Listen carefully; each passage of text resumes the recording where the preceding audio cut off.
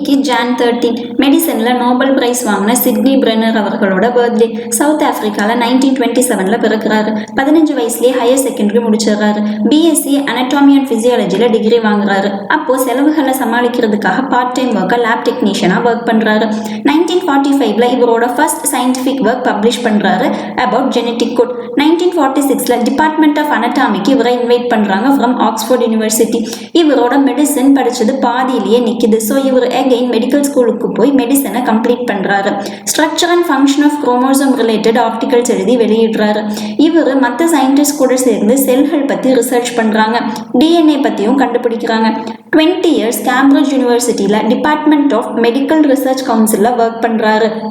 1963 C elegance வட்டப்புழுக்களை ரிசர்ச்க்கு use பண்ணிக்கலான்னு சொல்கிறாரு.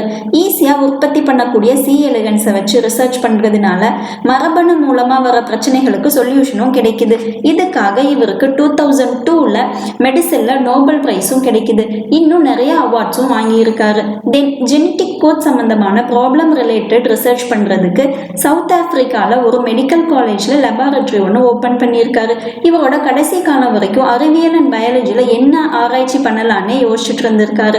2019 புதுசாக கண்டுபிடிச்ச பாப்டெயில் ஃபிஷ் எப்ரமினா பிரெனரின்னு இவர் நேம் கொடுத்துருக்காங்க. இன்னைக்கு இவரோட பர்த்டே.